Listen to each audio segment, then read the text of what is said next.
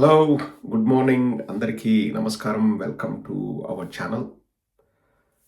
Telugu cinema అలాగే మన channel కూడా ఒకే రకమైన సమస్యను ఎదుర్కొంటుంది. తెలుగు సినిమాకి థియేటర్లకు వెళ్ళలేని పరిస్థితి అయితే మన ఛానల్ చూడకుండా నారా లోకేష్ అడ్డుకుంటున్నాడు. సో తెలుగు సినిమా బాగుండాలి, మన ఛానల్ కూడా బాగుండాలి. సబ్స్క్రైబ్ చేసుకుని వాళ్ళు దయచేసి సబ్స్క్రైబ్ చేసుకోండి. మనం ఎంత సంఘటితంగా ఉన్నాము, ఎంత కలిసి మనం పోరాడుతున్నాం అనడానికి చక్కటి ఉదాహరణ మనం చేసే ప్రయత్నమే. నారా లోకేష్ వాళ్ళ టీం మన మీద ఎన్ని విధాలుగా వాళ్ళ గజకర్ణ గోకర్ణ టక్కు టమారా విద్యలు ప్రదర్శించిన మనల్ని ఏమీ చేయలేరు అని నిరూపించుకోవాల్సిన బాధ్యత మనపైన ఉంది. అందుకే మరొకసారి ఎవరైనా సబ్స్క్రైబ్ చేసుకోకపోతే దయచేసి సబ్స్క్రైబ్ చేసుకోండి. అండ్ తెలుగు సినిమా గడ్డు పరిస్థితులు ఎదుర్కొంటుందండి. చాలా ఇబ్బందులు పడుతున్నారు. కోవిడ్ తర్వాత ఈ పరిస్థితి మరింత దిగజారిపోయిందండి. ఒకటి, నిర్మాతలు చేసుకున్న తప్పైతే, రెండు, ప్రభుత్వాలు చేస్తున్న ప్రయత్నాల్ని అప్పట్లో ఉన్న ఈ అవకాశవాదులు, అంటే రాజకీయ నాయకులుగా అవతారం ఎత్తిన ఈ సినిమా యాక్టర్లు, అవకాశవాదులు అప్పటి ప్రభుత్వాల్ని విమర్శించడం కూడా ఈ గడ్డు పరిస్థితికి ప్రధాన కారణం. ముందుగా జగన్మోహన్ రెడ్డి గారు ముఖ్యమంత్రిగా ఉన్నప్పుడు తెలుగు సినిమా బాగు కోరి వారు ఏమన్నారో ఒక్కసారి వినండి. నేను చిరంజీవి ఇద్దరం కలిసి కూర్చొని spend lot of time on that particular subject. కనీస రెవెన్యూస్ కూడా రాకపోతే సినిమాని తీసే పరిస్థితి కూడా తగ్గిపోతుంది. సో అది కూడా బ్యాలెన్స్ చేసుకుని సినిమా తీసే పరిస్థితిలో కూడా ఎంకరేజ్ చేయడం ఎలా అనే దానికి కూడా రీజనబుల్ రేట్స్ రావాలి అని చెప్పి కూడా ఆలోచన చేయడం జరిగింది.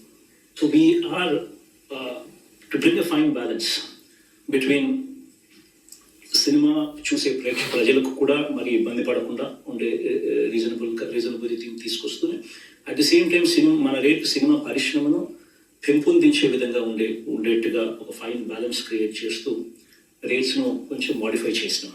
సో రేట్స్ని కూడా I think by and large those rates seem to be going well. Jaganmohan Reddy గారు క్లియర్గా చెప్పారు, సినిమా పరిశ్రమను ప్రోత్సహిస్తూనే ఎగ్జిబిటర్స్ని కూడా మనం కాపాడుకోవాలి, సింగిల్ స్క్రీన్స్ కూడా అవి బతికేలాగా మనం చెయ్యాలి.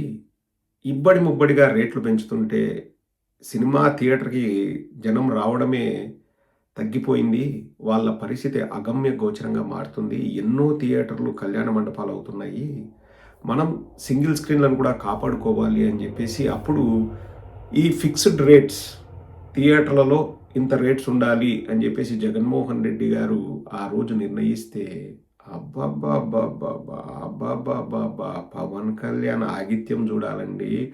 నా సినిమాలు ఆపడానికే ఇదంతా చేస్తున్నారు, నన్ను తొక్కడానికే చేస్తున్నారు, నేను భయపడను, నేను బయటికి వస్తా, నేను పోరాడతా, నేను వంగుతా, నేను లేస్తా, నేను పొర్లిచి కొడతా, కిందేసి కొడతా, మిందేసి కొడతా, పిసికి కొడతా, ఒత్తి కొడతా, రుద్ది కొడతా అని ఎన్నెన్ని నాటకాలు దొబ్బినాడంటే దేవుడా దేవుడా దేవుడా. జగన్మోహన్ రెడ్డి గారు ఏం మాట్లాడినా కానీ నన్ను దృష్టిలో పెట్టుకొని మాట్లాడతారని అంత నాటకాలు దొబ్బినాడండి. అసలు ఎంత దారుణం అంటే అండి, లైక్ వీళ్ళు మనుషులేనా అనిపిస్తుంది. పవన్ కళ్యాణ్ కానీ చిరంజీవి కానీ చూస్తే ఎంత దారుణం అంటే అండి, చిరంజీవి గారిని ఇంటికి పిలిపించి సన్మానించి శాలువాలు కప్పి కొసరి వడ్డించి, అన్న మనం సినిమా ఇండస్ట్రీకి ఏదైనా మంచి చేద్దామన్నా అని చెప్పేసి సాక్షాత్తు ముఖ్యమంత్రి జగన్మోహన్ రెడ్డి గారు వారికి గౌరవం ఇచ్చి అంత చేస్తే ఎంత నానాయాగి చేశారండి. అసలు పవన్ కళ్యాణ్ చెప్పడం, మా అన్న దండం పెట్టేచ్చాడు, మా అన్న చేత ఇది చేయించాడు, మా అన్న దండం పెట్టాడు, మేము సహించలేం. జగన్మోహన్ రెడ్డి గారు ఏమైనా అడుగుతారండి? చిరంజీవి నాకు దండం పెట్టు అని జగన్మోహన్ రెడ్డి గారు ఏమైనా అడుగుతారా? ఎవరు అడగరు. చిరంజీవి గారి నైజం అది. మనం రేవంత్ రెడ్డి గారి దగ్గరికి వెళ్ళినప్పుడు కూడా చిరంజీవి గారి దండం పెడతాం మనం చూసాం. ఒకసారి కాదు, 2-3 సార్లు. అది చిరంజీవి గారి నైజం. కానీ మా అన్న చేత దండం, చిరంజీవి కూడా బాగా నాటకాలు ఆడండి. ఆ సందర్భంలో లేదు నాకు మంచి గౌరవం ఇచ్చారు అని ఒక సందర్భంలో చెప్పి తర్వాత మా మీద పిచ్చుకు మీద బ్రహ్మాస్త్రం ఎందుకండి, అదండి ఇదండి అన్నారు. బాగా అసలు 2016లో అండి, రాజమండ్రి ఎయిర్పోర్ట్ దగ్గర, నేను ఇది చదివి కూడా వినిపిస్తాను, మీరు అందరూ వినాలి. Chiranjeevi arrest fired at CBN ఎప్పుడు 2016 ఆగస్ట్. ఎందుకు రాజమండ్రి ఎయిర్పోర్ట్ దగ్గర చిరంజీవిని అరెస్ట్ చేశారంటే Chiranjeevi and his supporters were seen protesting with the arrest. Chiranjeevi fired at AP government. He said it was undemocratic means of arrest by the TDP government on the Congress leaders. ఎవరెవరు అంటే అప్పట్లో ఉన్న PCC president Raghuveera Reddy, C Ramachandraiah, Pallam Raju, Chiranjeevi, Vatti Vasanth Kumar వీళ్ళందరూ రాజమండ్రి ఎయిర్పోర్ట్లో దిగి కిర్లంపూడికి వెళ్ళాలి. ఎందుకంటే ముద్రగడ పద్మనాభం గారు అప్పట్లో చేస్తున్న నిరాహార దీక్షకు సంఘీభావం తెలపాలి అని చెప్పేసి వాళ్ళు రాజమండ్రికి వస్తే రాజమండ్రిలో చిరంజీవి గారిని అరెస్ట్ చేశారు. అప్పట్లో చిరంజీవి గారు చేతికి బ్యాండేజ్ కూడా వేసుకున్నారు. ఇది రాజమండ్రి ఎయిర్పోర్ట్లో. అప్పుడు చిరంజీవి గారు నన్ను అరెస్ట్ చేస్తారా అని చంద్రబాబు నాయుడు గారి పైన ఫైర్ అయ్యారు. జగన్మోహన్ రెడ్డి గారు చిరంజీవి గారిని ఎక్కడ అరెస్ట్ చేయలేదు. ఇంటికి పిలిపించి భోజనం పెట్టి సత్కరించి సన్మానించి శాలువా గప్పి, అన్నా సినిమా ఇండస్ట్రీకి మీరేం చేయాలనుకున్నారు చెప్పండి, మనం కలిసి పనిచేద్దాం, మీరు రండి వైజాగ్లో స్థలాలు ఇస్తాము, ఇక్కడ షూటింగులు చేయండి, మీకు కావాల్సిన సదుపాయాలన్నీ మేము కల్పిస్తామని ఆ రోజు జగన్మోహన్ రెడ్డి గారు చెప్పారండి. మా అన్న దండం పెట్టాడు, నేను తట్టుకోలేను, మా అన్న దండం పెట్టాడు అని ఎంత అనాయాగి చేశాడండి. తలుచుకుంటేనే మనకే ఛీ అనిపిస్తుంది. అంటే ఇంత గలీజ్ మనస్తత్వం గల వాళ్ళ వీళ్ళు అనిపిస్తుందండి. ప్రతి దాంట్లో బూతు వెతకడమేనా? ఇప్పుడు సినిమా ఇండస్ట్రీ పడుతున్న పాటలు, సింగిల్ స్క్రీన్ థియేటర్లకు జరుగుతున్న మోసాలు, నేరాలు, ఘోరాలు తట్టుకోలేక దిల్ రాజు తమ్ముడు శిరీష్, ఇప్పుడు దిల్ రాజు ఏదో సినిమా పోస్ట్ ఉంది, అఫీషియల్ పోస్ట్, తెలంగాణ గవర్నమెంట్లో సినిమా ఇండస్ట్రీకి సంబంధించి అత్యున్నత పోస్ట్ ఇచ్చారు ఆయనకి. సో అత్యున్నత పదవిలో ఉన్న దిల్ రాజు తమ్ముడైన శిరీష్ సింగిల్ థియేటర్లని కాపాడుకోవడానికి మేము ఏం చేయబోతున్నాం అన్నది చెప్తారు, ఒక్కసారి వినండి. థియేటర్ రేట్లు పెంచాం. ఇది ప్రేక్షకులకు మేము ఇస్తున్న భరోసా. థియేటర్లను ఇక్కడి నుంచి మాత్రం టికెట్ రేట్లు గవర్నమెంట్ జియో ఇచ్చిన థియేటర్ల రేట్లు పెంచాం. ఇప్పుడు తీసుకుంటామండి విషయం. పాటే జరిగినాయి, ఎన్నో జరిగిపోయినాయి. ఇప్పుడు అవన్నిటికి సమాధానం చెప్పలేం కదా. ఇప్పుడు ఇక్కడి నుంచి మాత్రం లేదు. ఇంకా గవర్నమెంట్ జీవో ఇచ్చి కొత్త పెద్ద సినిమాలకి టికెట్ రేట్లు పెంచుకోండి అని చెప్పినా సింగిల్ థియేటర్లలో టికెట్ రేట్లు పెంచము, సరసమైన ధరలకే, లేకపోతే సరళమైన ధరలకైనా ఏదో అంటారు కదా, మేము సినిమా చూపిస్తాం, రండి ప్రేక్షక దేవుళ్ళారా, రండి మహానుభావులారా, వచ్చి మా సినిమాను బతికించండి, మరీ ముఖ్యంగా చిన్న సినిమాను బతికించండి అంటారు.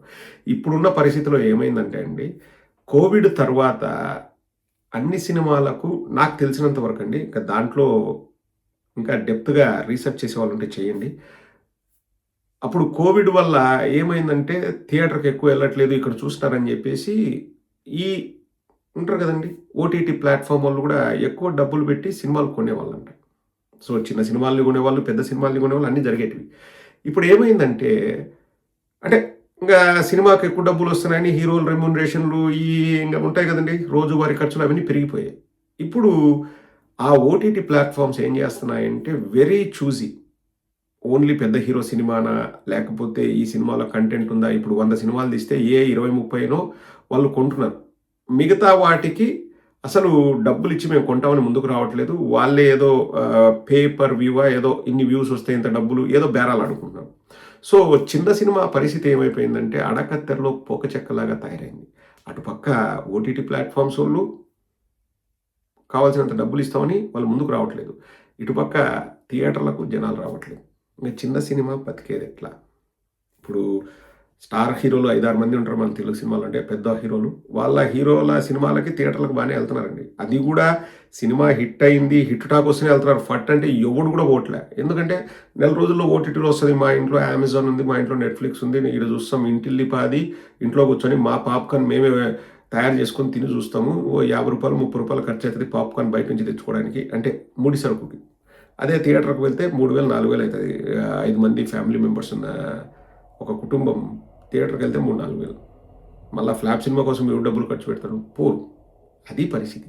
చిన్న సినిమా ఎంత బాగుందన్నా కానీ ఈ ఫుట్ ఫాల్స్ అన్నవి లేవు. థియేటర్కి ఎవరు రావట్లేదు. ఇప్పుడు ఏడ్చి ఏం లాభం? ఇంతకుముందే జగన్మోహన్ రెడ్డి గారు చెప్పినప్పుడు జాగ్రత్త పడింటే కనీసం థియేటర్లు అన్నవి మూతపడేటివి కాదు. ఆ హీరో ఉన్నాడు సినిమా, హీరో ఏం పేరు, నాని, ఏమి యాక్టర్లే అబ్బా. ఇంకా అంటే నేను చెప్పేది సినిమాల్లో ఎట్లా యాక్ట్ చేస్తాను ఎట్టన్నా చేసుకొని మనకు సంబంధం లేదు. బయట మామూలు యాక్టర్ కాదు. అసలు కిరాణా కొట్టు కంటే సినిమా థియేటర్లో తక్కువ కలెక్షన్లు వస్తే ఇంకా దానికంటే అవమానం ఉండదు. ఏమో కిరాణా కొట్టాడంటే వాడేమంతా పనికిమాలనోడా, వాడు పాపరోడా, వాడేమన్నా వేస్ట్ గాడా? ఇప్పుడు కిరాణా కొట్టుకైనా మా అంగడికి రండి బాబు అని అడుక్కోవాల్సిన అవసరం లేదు. సినిమా నిర్మాతలు, సింగిల్ స్క్రీన్ థియేటర్ ఓనర్లు ఇంకా బతిమలాడుతున్నారు, ప్రేక్షక దేవుళ్ళారా రండి మా థియేటర్కి రండి, మేము టికెట్ రేట్లు పెంచము, Ugadi offer, Sankranti offer, Deepavali offer అని వాళ్ళు బతిమలాడుతున్నా ఎవరు పోని పరిస్థితి. ఎప్పటి నుంచో కిరాణా కొట్లు నడుస్తున్నాయి.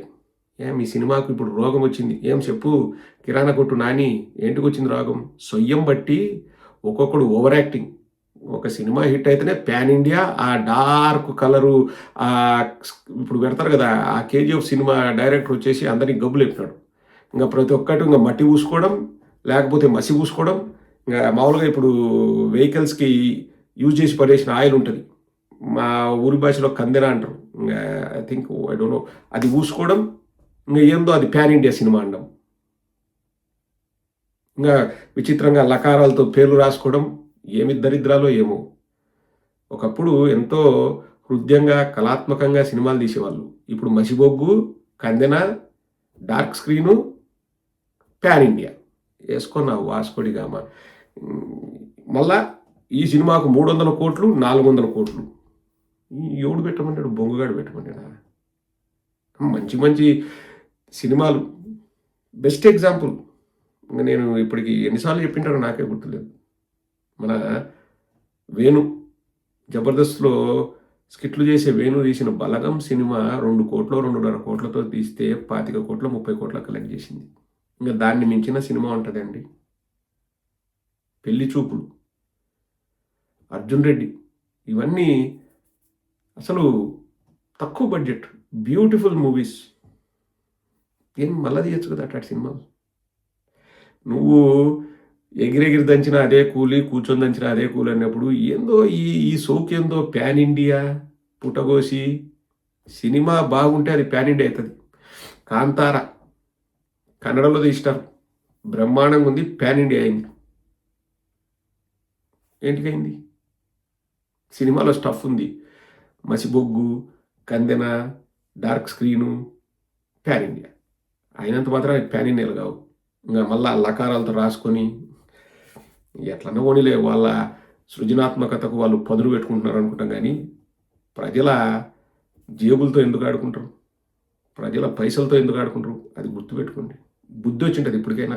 ఒక్కొక్క అడ్డగాడిదకి ఎవడైతే ఆ రోజు జగన్మోహన్ రెడ్డి గారిని అపోజ్ చేసిన అడ్డగాడిదకి ఒక్కొక్కడికి ఇప్పుడు బుద్ధి వస్తుంది, సిగ్గు తెచ్చుకోండి.